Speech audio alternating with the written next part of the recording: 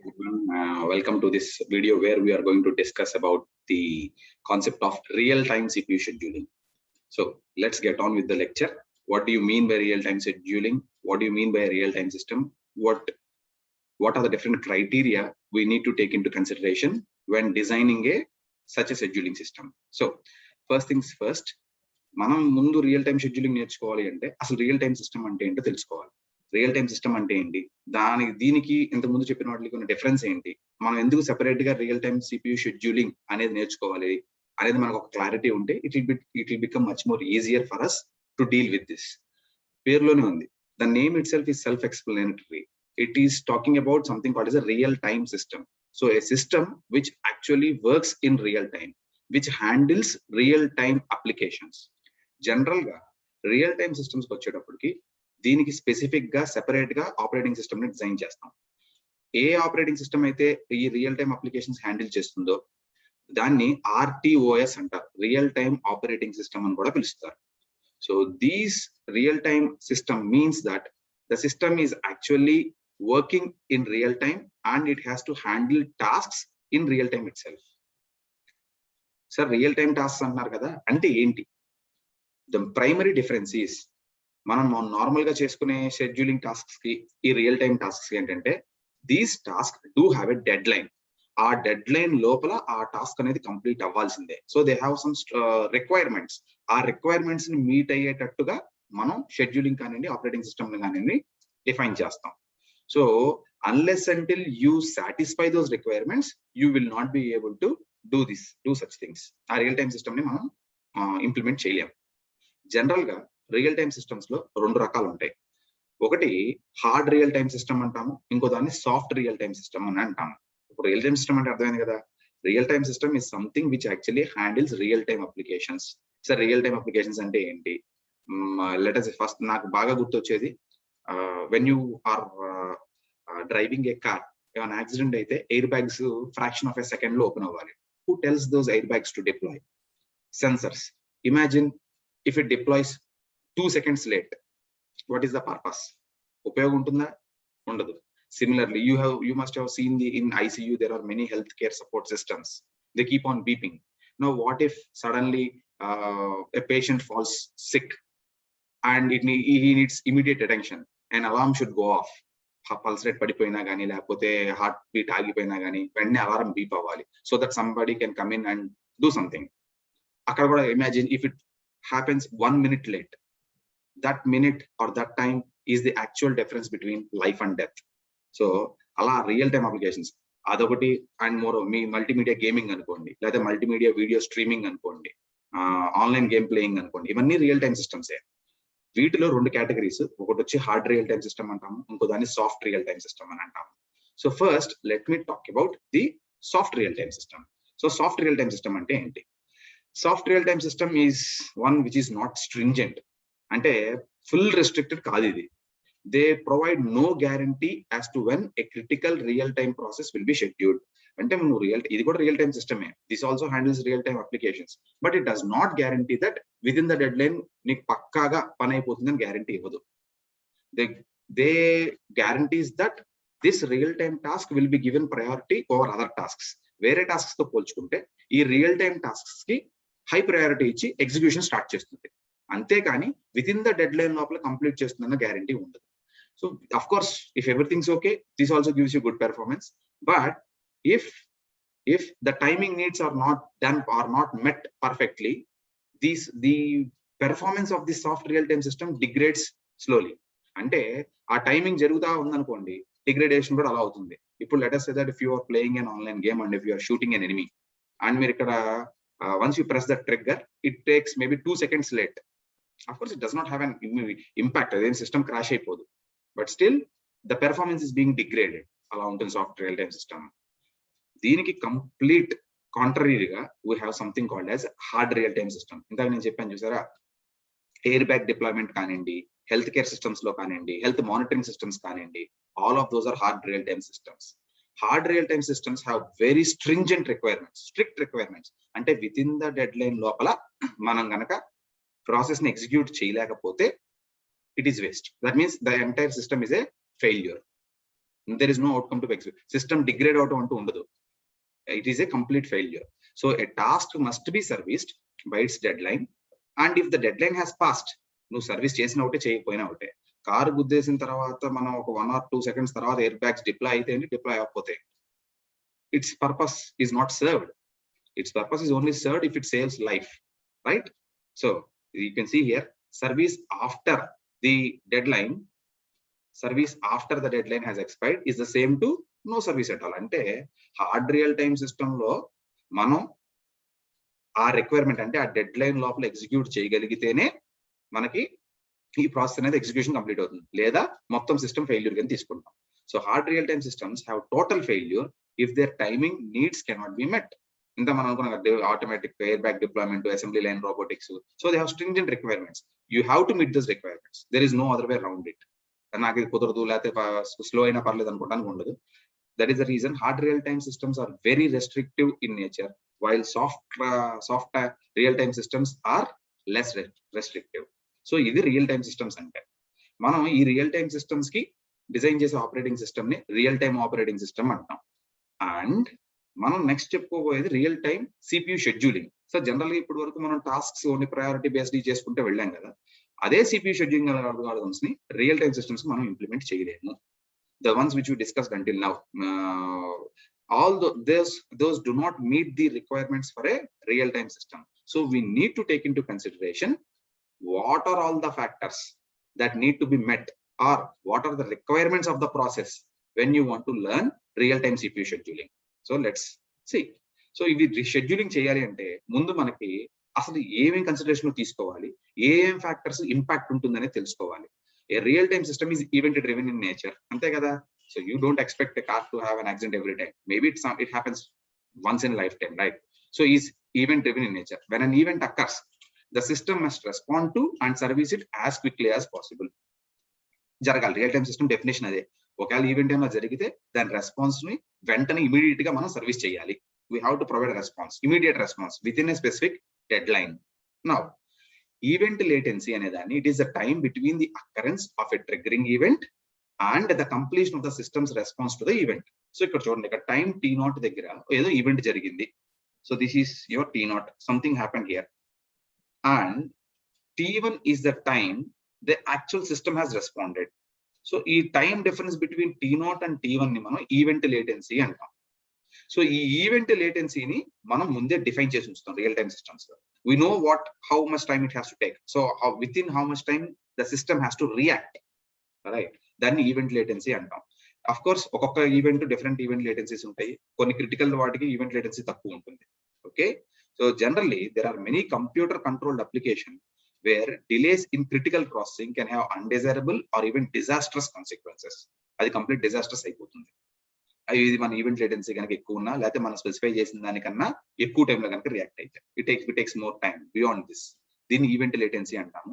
General గా ఈ event latency అనే దాంట్లో రెండు ఫ్యాక్టర్స్ ఉంటాయి. There are 2 factors which actually affect the performance of a real time system. అందులో ఒకటి ఇంటరప్ట్ లేటెన్సీ, రెండోది dispatch latency. So first thing మీరు తెలుసుకోవాల్సింది ఏంటంటే, we need to minimise or we need to fix this event latency. ముందే we need to know what is the maximum time, ఎంత ఉంటుంది ఏంటి అనేది మనం ముందే తెలియాలి. తెలియాలి అంటే we also need to take into consideration 2 factors. One of them is called as interrupt latency and the other one is called as dispatch latency అంటాం. Now let me show you what is that. First interrupt latency గురించి మాట్లాడుకుందాం. Now you can see this, ఈ timing diagram చెప్తాను. Interrupt latency refers to the period of time from the arrival of an interrupt at the CPU to the start of the routine that services the interrupt. అంటే ఏం లేదు, ఒక task నడుస్తుంది. So ఏదో ఒక టైంలో ఒక ఇంటరప్ట్ అనేది వచ్చింది. యూ కెన్ సీ హియర్, ఈ టైంలో ఇక్కడ ఇంటరప్ట్ అనేది జరిగింది. నో ఈ ఇంటరప్ట్ లేటెన్సీ పేరులోనే ఉంది, latency is nothing but the delay. So the time it takes from the point where the interrupt has arrived. ఇక్కడ ఇంటరప్ట్ వచ్చింది. ఇంటరప్ట్ వచ్చిన తర్వాత సిపియు అనేది అది ఎలాంటి ఇంటరప్ట్ టైపు అనేది తెలుసుకోవాలి. First it has to determine what type of interrupt it is. A type of interrupt అనేది తెలుసుకున్న తర్వాత దెన్ కరెంట్ ఎగ్జిక్యూటింగ్ ప్రాసెస్ ని ఆపాలి. కొత్త ఏ ప్రాసెస్ నుంచి అయితే ఇంటరప్ట్ వచ్చిందో దాన్ని లోడ్ చేయాలి. దాన్ని పట్టే టైం ఏమంటాం, కాంటెక్స్ట్ స్విచ్. ఇది మనం అంతకుముందు నేర్చుకున్నాం. సో కాంటెక్స్ట్ స్విచ్చింగ్ జరిగి once the new process is ready, ఈ ఐఎస్ఆర్ అంటే ఇంటరప్ట్ సర్వీస్ రొటీన్ దాని పేరు. So this actually tells you how to service this particular interrupt. First interrupt వచ్చిన తర్వాత అది ఏ ఇంటరప్ట్ తెలుసుకుంటాము. ఇంటరప్ట్ తెలుసుకున్న తర్వాత దానికి కరస్పాండింగ్ ISR ని ఎగ్జిక్యూట్ చేస్తాము. ఈ మధ్యలో పట్టే టైం ని ఇంటరప్ట్ లేటెన్సీ అంటాం. It is crucial for real-time operating systems to minimize this interrupt latency to ensure that a real-time task receives immediate attention. Ante without delay, once a real-time task comes into play, it has to be executed. దానికి ఎక్కువ delay ఉండకూడదు. అందుకని ఏం చేస్తామంటే ఇంకా చెప్పాలంటే hard real time systems లో దీన్ని మినిమైజ్ చేయడం అనేది కాదు, it has to be bound. ముందే చెప్పాను కదా, రియల్ టైమ్ సిస్టమ్స్ లో మనకి CPU అనే దానికి ఎంత ఎక్స్పెక్ట్ చేయొచ్చు అంటే what is the response time అనేది అంతా మనకి ముందే తెలిసి ఉండాలి.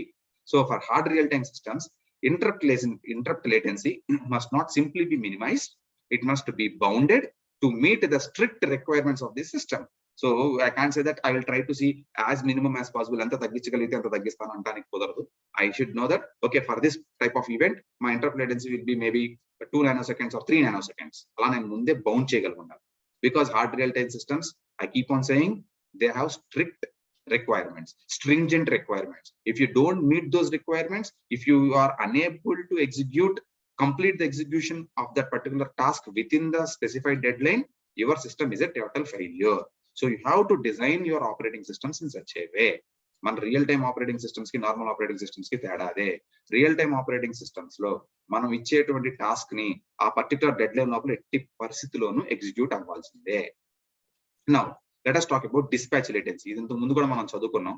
డిస్పాచ్ లేటెన్సీ అంటే ఏమీ లేదు, ఇందాక మనం కాంటాక్ట్ స్విచ్చింగ్ నేర్చుకున్నాం కదా, అలానే డిస్పాచర్ అనేది జరుగుతున్న ప్రాసెస్ ని ఆపి కొత్త ప్రాసెస్ ని లోడ్ చేసి ఎగ్జిక్యూట్ చేయడానికి స్టార్ట్ చేసేటట్టే టైం ని డిస్పాచ్ లేటెన్సీ అంటాం.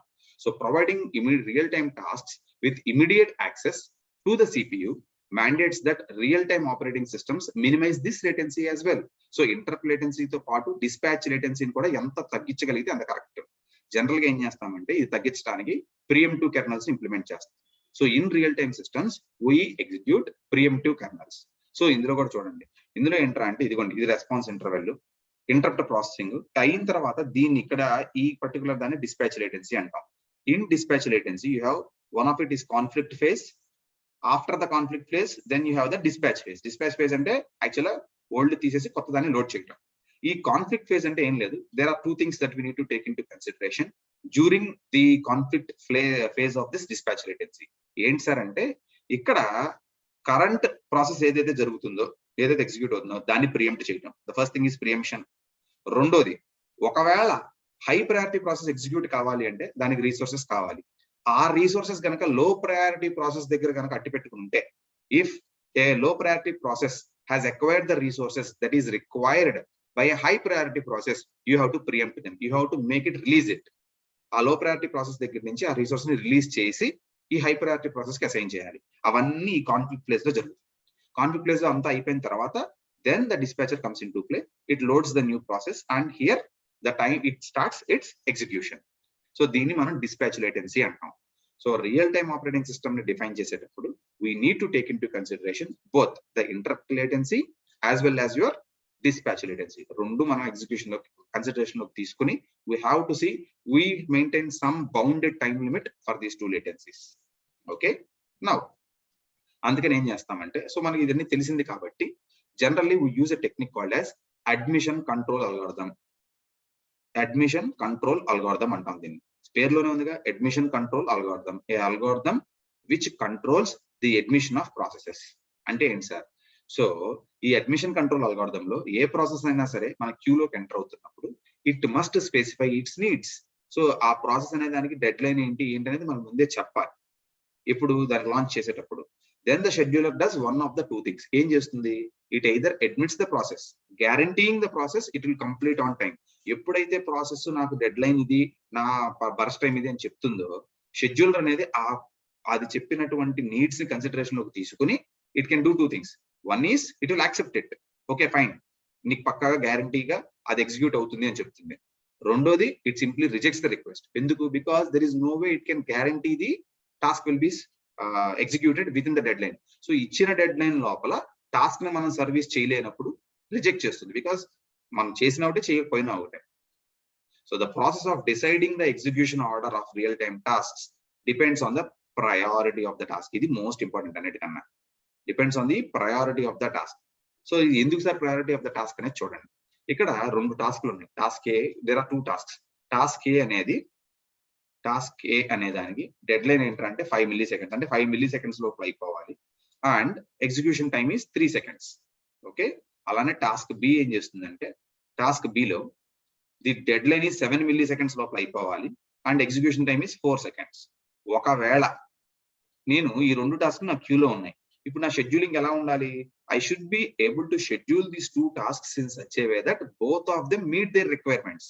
ఇప్పుడు అడ్మిషన్ కంట్రోల్ అల్గోరిథం అంటే ఏంటంటే, ఇక్కడ ఏ ప్రాసెస్ అయితే నేను క్యూలోకి ఎంటర్ అవుతుందో, it is saying that this is my deadline, this is my execution time. Okay, so ఇది నా డెడ్ లైన్, ఇది నా ఎగ్జిక్యూషన్ టైం అని చెప్పింది. నేను ఇప్పుడు ఈ 2 టాస్క్స్ ని ఎలా షెడ్యూల్ చేయాలి? In such a way that I should meet the requirements of both, I should satisfy the requirements of both. ఒకవేళ నేను ఫస్ట్ టాస్క్ బిని ఎగ్జిక్యూట్ చేయడానికి ఇచ్చాను అనుకోండి. నా సో వన్స్ 0 దగ్గర టాస్క్ బిని ఇచ్చాను. So task B executes till 4. Okay, so task బికి ఇచ్చాను, 4 సెకండ్స్ ఎగ్జిక్యూట్ అయింది, వెళ్ళిపోయింది. 7 సెకండ్స్ డెడ్ లైన్ లోపల ఎగ్జిక్యూట్ అయిపోయింది కాబట్టి దిస్ ఈస్ సక్సెస్ఫుల్, టాస్క్ బికి బాగానే ఉంది. Then task A starts its execution at 4. So 4 దగ్గర ఎగ్జిక్యూషన్ స్టార్ట్ చేస్తే దీని ఎగ్జిక్యూషన్ టైం ఎంత? 3. సో 4 + 3 ఎంత? 7. కానీ ఏ డెడ్ లైన్ ఎంత? ఎట్టి పరిస్థితుల్లోనూ 5 మిల్లీ సెకండ్స్ లోపల అయిపోవాలి. కానీ ఈ ప్రకారంగా నేను డిజైన్ చేస్తే 4 + 3 gives me 7. అంటే ఏ ఎగ్జిక్యూషన్ 7 మిల్లీ సెకండ్స్ దగ్గర కానీ అవ్వట్లేదు. So this is a failure. బిని సాటిస్ఫై చేయగలిగాను కానీ ఏని సాటిస్ఫై చేయలేను. మరన్నప్పుడు ఏం చేస్తారు sir? Then give me the ఉల్టా. First let me execute A first. So first ఏని ఎగ్జిక్యూట్ చేద్దాం. సో ఏని ఎగ్జిక్యూట్ చేసినప్పుడు 0 దగ్గర ఇచ్చాను. సో 0 దగ్గర ఇచ్చినప్పుడు it takes 3 milliseconds. So A's deadline is happy, 3 milliseconds execute అవుతుంది. ఈ 5 లోపల అయిపోవాలి కాబట్టి ప్రాబ్లం లేదు. నెక్స్ట్ బిని ఇచ్చాను. సో 3 + 4 7. 7 లోపల బి కూడా అయిపోవాలి కాబట్టి ఇది కూడా దాని డెడ్ లైన్ మీట్ అవుతుంది. If I execute A first and then B, both the deadlines are met, both are happy. మరి మనకు ఎలా తెలుస్తుంది sir? How do we assign those things sir? అందుకనే మనకి ఇక్కడ ఏం చేయాలి అంటే, ఇలాంటి సిచ్యువేషన్ లో ఫస్ట్ ఏది ఎగ్జిక్యూట్ అవ్వాలనేది దాని ప్రయారిటీని అసైన్ చేయాలి. All the scheduling algorithms are that deal with real time task are based on priority. ప్రయారిటీని ఎలా అసైన్ చేస్తావు అనే దాన్ని బట్టే మనం షెడ్యూలింగ్ అల్గోరిథమ్స్ నేర్చుకుంటాము. So first A task run అవ్వాలి అనే దాన్ని బట్టి మనం టాస్క్ అనేది సక్సెస్ఫుల్ గా ఎగ్జిక్యూట్ చేయగలుగుతామా లేదా అనేది డిపెండ్ అయి ఉంటుంది. So it is all based on priority based scheduling. You can see the scheduler for a real-time operating system must support a priority-based algorithm with preemption. Preemption అనేది mandatory. Preemption అనేది ఉండాలి. So hard real-time systems must guarantee that real-time task will be serviced in accord with their deadline requirements. A process అయితే దాని dead line specify చేస్తుందో, నువ్వు hard real time system లో ఆ dead line లోపల ఆ టాస్క్ ని ఎగ్జిక్యూషన్ కంప్లీట్ చేయాల్సిందే. సో ఎప్పుడైతే మనకి షెడ్యూలింగ్ ఎన్ని కన్సిడర్ చేయాలో, in order to provide such guarantees, we require some additional scheduling features. అంత ముందు మనం చదువుకున్నట్టు just burst time, arrival time ఇస్తే సరిపోదు. We need those extra features. అవేంటి అంటే, you need to consider that hard real-time systems are often characterized by tasks that run at periodic regular intervals, such as period P, and a constant time required to execute CPU burst T and a deadline called D. So మనం general గా class లో TDP పార్టీని గుర్తుపెట్టుకోమంటాను. So TDP Telugu Desam పార్టీని. Similarly TDP ఏంటి అంటే, I show you diagram and I will explain it in a simpler manner. ఇది చూడండి.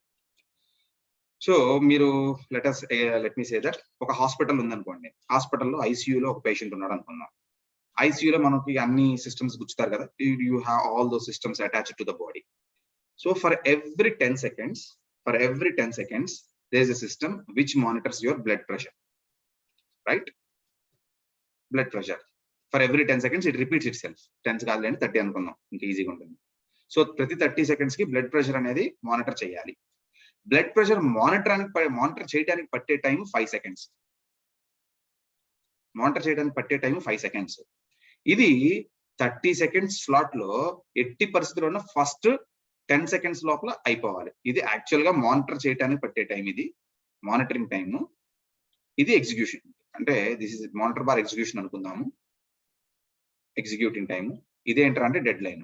అంటే ఏంటంటే ప్రతి 30 సెకండ్లకి ఈ టాస్క్ అనేది రిపీట్ అవుతా ఉంటుంది. సో దీన్ని పీరియడ్ అన్నాం.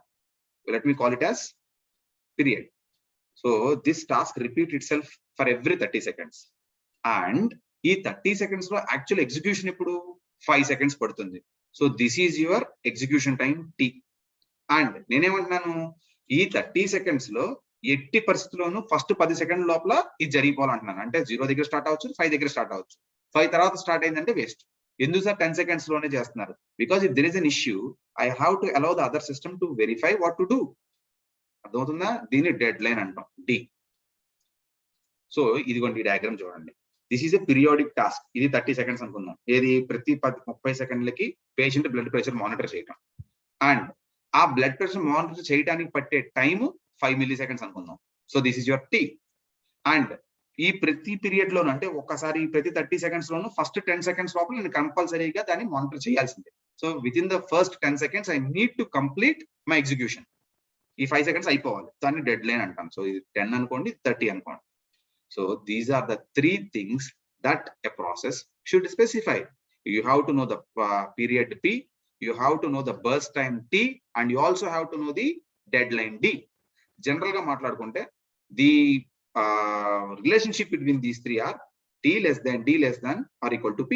Ante burst time less than or equal to deadline less than or equal to period.